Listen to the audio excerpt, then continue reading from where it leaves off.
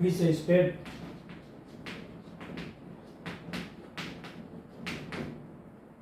Chapter પહેલું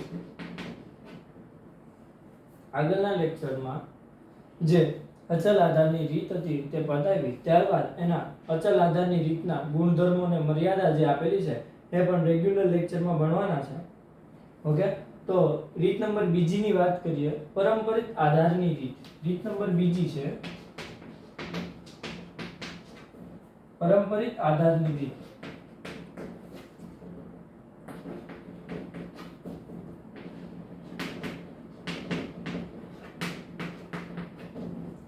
તો જોઈએ, અંદર આપેલું છે આ રીતમાં કોઈ ચોક્કસ વર્ષ કે સમયને આધાર વર્ષ કે સમય ગણવામાં આવતું નથી, પરંતુ પ્રત્યેક વર્તમાન વર્ષ માટે તેના તરતના જ પૂર્વગામી એટલે કે એક્ઝેક્ટ આગળના વર્ષને આધાર વર્ષ તરીકે ગણવામાં આવે છે. જેમ કે 2016 ની અંદર વર્ષ 2015 ને આધાર વર્ષ તરીકે ગણવામાં આવે છે.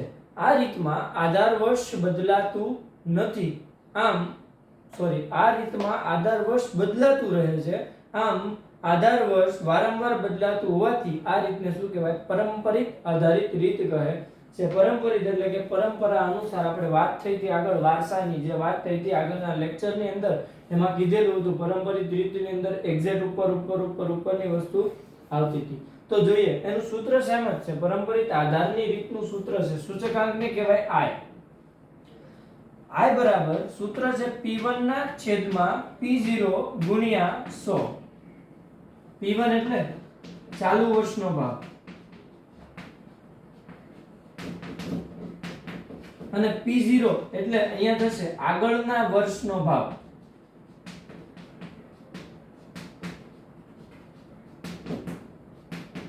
શું થશે? આગળના વર્ષનો ભાગ. જોઈએ, ચાલો દાખલા ઉદાહરણ નંબર 4 પર આવીએ.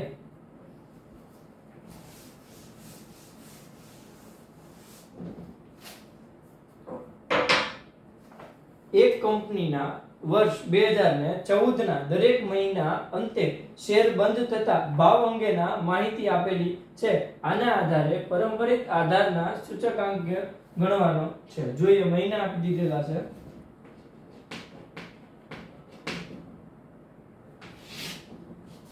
જાન્યુઆરી, ફેબ્રુઆરી નથી, જાન્યુઆરી, માર્ચ, ત્યારબાદ છે મે, જુલાઈ, સપ્ટેમ્બર અને નવેમ્બર. માહિતી આપી દીધી છે.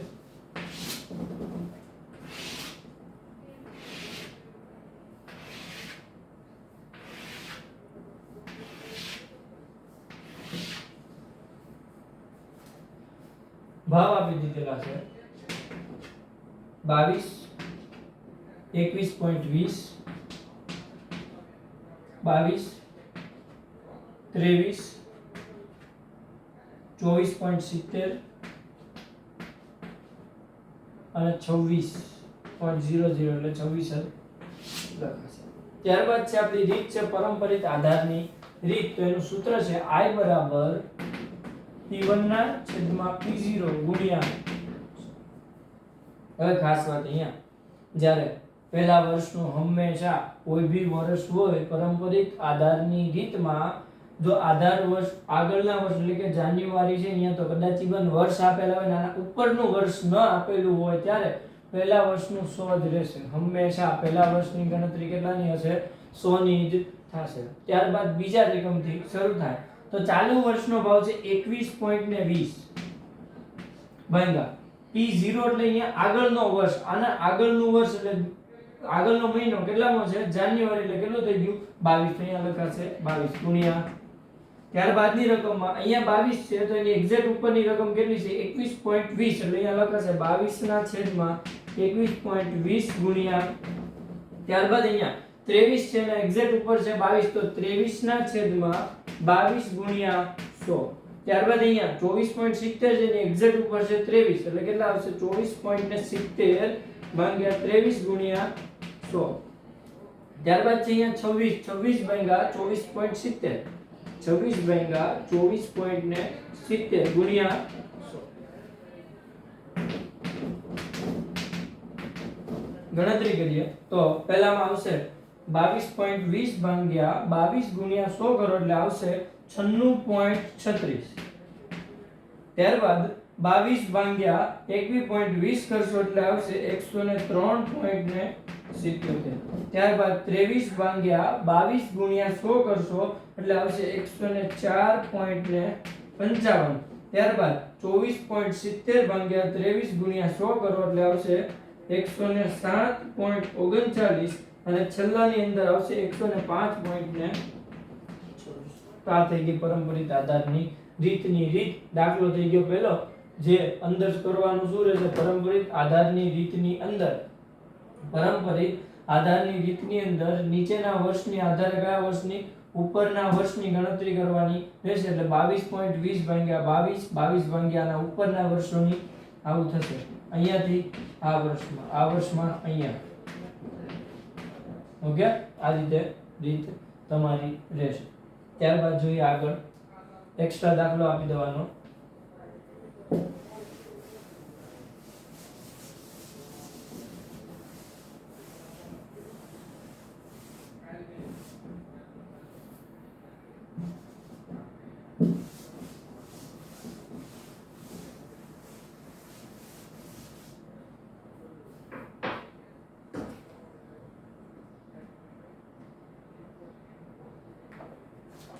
જોઈએ દાખલો અંદર તો એક્સ્ટ્રા રીતમાં રકમ ફેરવું છું. અહીંયા કરું છું 23, અહીંયા લખું છું 27.25, અહીંયા લખું છું 28.04, 29.03, 27 પછી 29.97, 24 નહીં થાય પણ 30 કરી દઉં છું 5 ગણવાનો રહેશે. ઓકે, એક્સ્ટ્રા દાખલા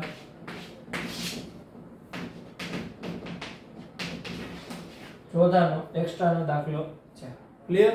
ત્યારબાદ પરંપરિત આધારની રીતના ગુણધર્મો અને મર્યાદા જે છે એ પાછળથી સમજવામાં આવશે. ઓકે, અત્યારે આગળ કરીએ ઉદાહરણ નંબર 5. આજે રેગ્યુલર પરંપરિત આધારના અને અચલ આધારના ગુણ અને મર્યાદા છે એ રેગ્યુલર લેક્ચરમાં સમજણ આપવામાં આવશે. ત્યારબાદનું છે ઉદાહરણ નંબર 5. એની વાત કરીએ.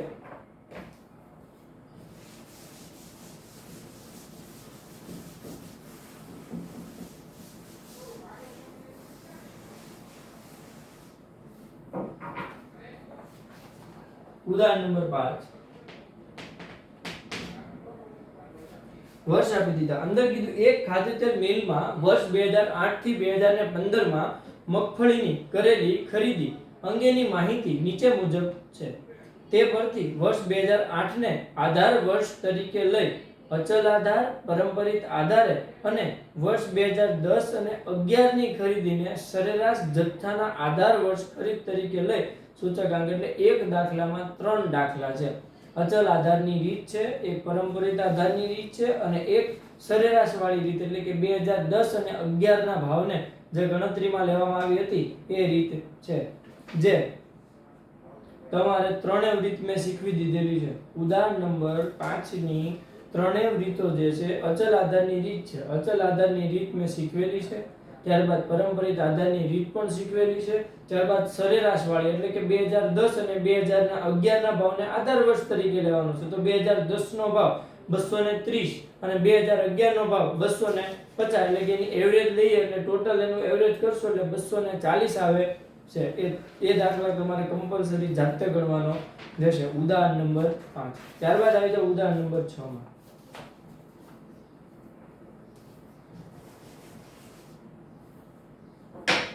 ઉદાહરણ નંબર 6. જે દાખલા જાતે ગણવા આપેલા છે એ દાખલા એક જ વાર ગણવાના છે. ઓકે, ચાલો હવે બધું મિક્સ બધું ભેગું આવે છે પણ આ થોડુંક નવીન છે. એક ફ્લોર મિલમાં 3 ધાન્ય ઘઉં, બાજરી અને ચણાના લોટ વર્ષ 2011 થી 2015 સુધીના વેચાણની માહિતી આપેલી છે. તો ચાલો લખીએ પહેલાની રકમ અનુસાર. અહીંયા આપેલું છે વર્ષ અને અહીં આપ્યું છે ધાન્ય લોટ. જેની સામાન્ય સૂચકાંકની ગણતરી કરવાની છે. એમાં પહેલું છે ઘઉંનો લોટ, પછી છે બાજરીનો લોટ અને છેલ્લે છે ચણાનો લોટ. ઓકે, ત્યારબાદ એનું સામાન્ય સૂચકાંક ગોતશું એ ફરીથી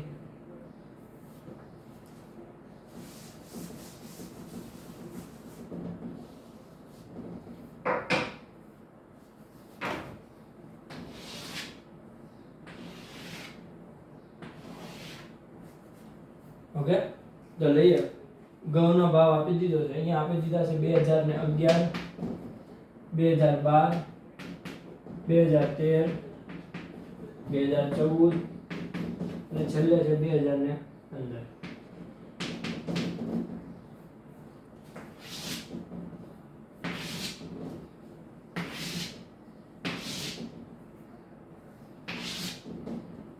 છેલ્લે સરેરાશ એટલે કે કુલ સામાન્ય સૂચકાંક પણ આવશે. સામાન્ય સૂચકાંક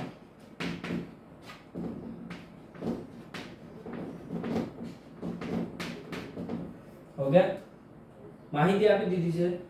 100 એવું કે આપેલું છે, ના સોરી 40 છે. રકમ જુઓ, રકમમાં આપી દીધેલું છે 40, 46, 50, 56 અને 64. શું આપી દીધું છે? 40, 46, 50, 56 અને 64. હવે આપણે વાત કરીએ, જો અંદર આધાર વર્ષ. પહેલી રીત છે અચલ આધારની રીત. આ જે ગણાવું છું આ છે અચલ આધારની રીત.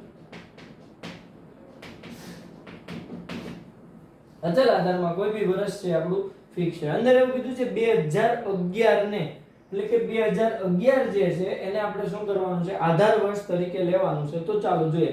હવે આ દાખલો, બધા દાખલા આમ ગણતા હતા, હવે આ દાખલો છે મારો. ઓકે, એટલે જોઈએ 2011 ને આધાર વર્ષ તરીકે લેવાનું. તો પેલા ઘઉંના લોટની વાત કરીએ. પેલા 40 છે, તો 40 ભાગ્યા 40 ગુણ્યા 100 બરાબર થશે કેટલા? હવે આધાર વર્ષમાં નીચેનું તમામ વર્ષની અંદર, તમામ વર્ષમાં આધાર વર્ષ કેવો હોય છે?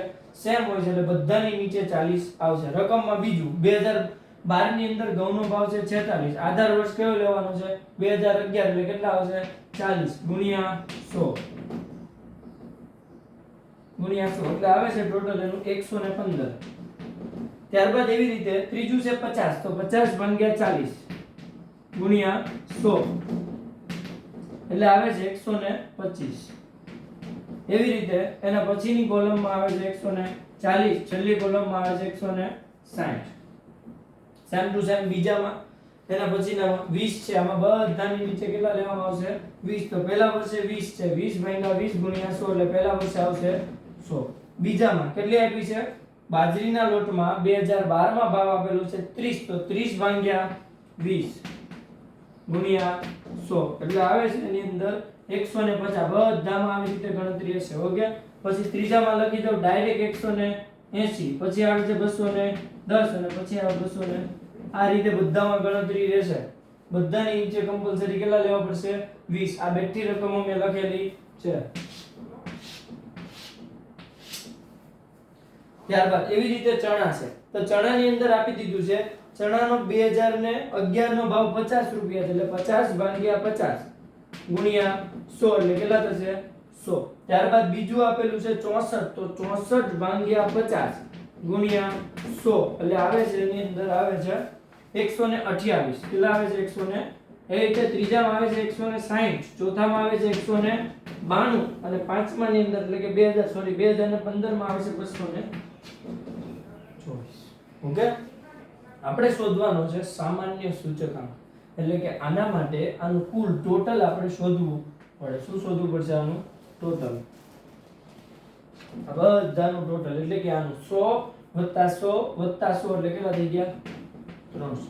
ઓકે, ત્યારબાદ અહીંયા આવે છે 115, 150 અને 128 એટલે એનું ટોટલ છે 393. ત્યારબાદ આનું 125, 180 અને 160 તો એનું ટોટલ આવે છે 465.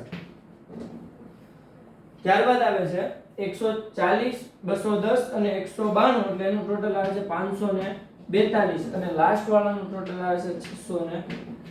સામાન્ય સૂચકાંક શોધવાનો કીધો છે આપણને. શું કીધું છે?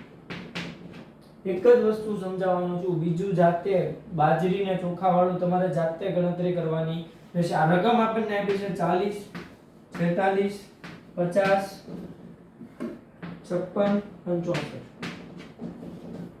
શું કીધું છે તમને? પરંપરિત આધારની રીત છે. શેની રીત છે?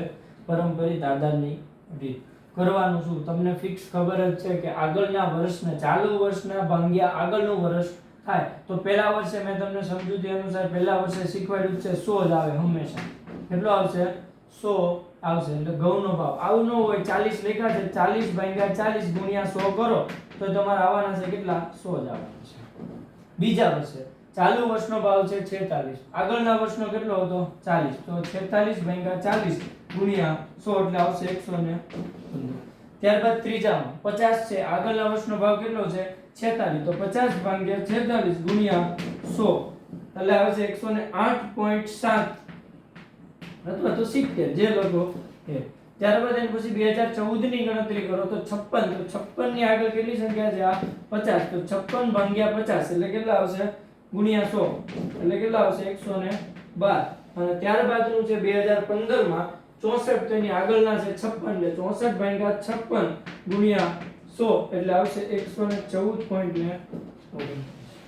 આ સમજૂતી માટે આવી રીતે કરેલું છે. તમારે તમારી બુકમાં આપેલું છે એવી રીતે ડાયરેક્ટ કરવાનું રહેશે. અચલ આધારમાં જેમ શીખવાડ્યું એવી રીતે પરંપરિતમાં પણ પહેલામાં બધાની નીચે 40 40 40 40 રહેતા હતા, જ્યારે અહીંયા 40 પહેલામાં 100 જ આવે, બીજાની અંદર આગળની વર્ષના કેટલા છે? 40 છે એટલે 40 અહીંયા નીચે મૂક્યા. બીજામાં આ 50 લઈએ છે તો એની આગળના વર્ષના કેટલા છે? 46, તો 46 આ તમારે આ રીતે કરવાનું રહેશે. ઓકે, તો ઉદાહરણ નંબર 6 સુધીનું આપણું બધું ક્લિયર છે. ત્યારબાદ ઉદાહરણ નંબર 7 અને છેલ્લો ટોપિક આજનો આઈ થિંક એવું છે જે તમારે જાતે ગણવાનું થશે. જોઈ લઈએ ચાલો. સામાન્ય સૂચકાંક વાળો બેઠો જે આગળ જે રીત કરી હમણાં ઉદાહરણ 6 માં જે અચલ આધારની રીત શીખવાડેલી છે બેઠી એ રીત જો. એક શહેરમાં થયેલા ગુના વિશેની નીચે પ્રમાણેની માહિતી આપી છે. 2010 ને શું લેવાનું છે? આધાર વર્ષ. જો બધામાં આધાર વર્ષ પહેલા લેતા હતા, પહેલાનું આવતું તેની જગ્યાએ અહીંયા છેલ્લાનું જે વર્ષ છે એ લેવાનું છે. થાય રકમની અંદર જો ખૂન પહેલું આપ્યું છે, ગુનાનો પ્રકાર એમાં ખૂન છે. ખૂન આપેલા છે એમાં 2007 માં આડું જ લેવાનું છે. આમાં જેમ આડું લેતા હતા એવી રીતે આડું લેવાનું છે. 110, 128, 134 અને 129. આપણને આધાર વર્ષ આપી દીધો છે 2010. કયો કીધો છે? 2010. તો 2010 નો આધાર વર્ષ લેવાનો છે. તો 2010 માં ખૂનના આંકડા કેટલા છે? 129. તો એનો મતલબ એવો થાય બધાની નીચે એટલે કે ખૂન વાળી આખી જે લાઈન છે એ આખી લાઈનમાં 129 ભાંગવાના રહેશે. જો આપ્યું છે નીચે 110 ભાગ્યા 129 ગુણ્યા 100, પછી 128 ભાગ્યા 129 ગુણ્યા 100, પછી આપ્યું 134 ભાગ્યા 129 ગુણ્યા 100. આવી રીતે બધાનું કરવાનું રહેશે. એની રીતે નીચે આપી દીધેલું છે 48 આપ્યું છે. અંદર આપ્યું છે બળજબરી જે આપેલું છે એની અંદર આપી દીધા છે 48. 2010 ની માહિતી કેટલી છે? 48. તો બધાની નીચે કેટલા લેવાના રહેશે? 48 રહેવાના રહેશે. ત્યારબાદ એવી રીતે બધી વસ્તુનો કરી અને નીચે આપી દીધું છે સરવાળો. જે ચાર માહિતી મળે ઉપરની ખૂન, બળજબરી, લૂંટ અને મિલકતની ચોરીનો જે ટોટલ આવે એટલે પહેલી ગણતરીમાં જોઈ લઈએ. 2007 ની વાત કરું છું એમાં આપ્યું છે 85.87, 62.5, 73.49 અને 84.78. એનો સરવાળો કરશો એટલે તમને મળશે 306.04. ઓકે, હવે સામાન્ય સૂચકાંક કેવી રીતે મળે? કેટલા વસ્તુ છે? ખૂન, બળજબરી, લૂંટ અને મિલકત ચોરી એટલે ચાર વસ્તુ છે એટલે 306.04 ભાગ્યા 4 કરશો એટલે તમને મળશે 76.51. આવી રીતે તમારે આખો દાખલો કમ્પલસરી ગણવાનો રહેશે. સ્વાધ્યાય ઉદાહરણ 7 આપણું પૂરું. ત્યારબાદનું સ્વાધ્યાયના દાખલા જે છે સ્વાધ્યાય 1.1 ના આગળ અચલ આધારની રીતના આપી દીધા છે અને ત્યારબાદના આની અંદરથી પરંપરિતના હોય પરંપરિતના ગણી લાવવાના રહેશે. ઓકે, પાકી બુકમાં ગણવાના છે. હજુ ફરીથી જે દાખલા જાતે ગણવા આપું છું તે તમારે પાકી બુકમાં એક જ વખત ગણવાના છે અને જે હું દાખલા બોર્ડ ઉપર ગણાવું છું એ કમ્પલસરી એક વખત પાકી બુકમાં ગણવાના રહેશે અને એક વખત જે તમારે રફ બુકમાં ગણવાના રહેશે. ઓકે, તો આજની આપણી બે રીત આ જે છે એક અચલ આધાર વાળી આગળ પૂરી કરેલી છે અને અહીંયા પરંપરિત આધારની રીત પૂરી થાય છે. ત્યારબાદ કાલથી નવી રીતની શરૂઆત કરીશું. ઓકે, આજ માટે આટલું.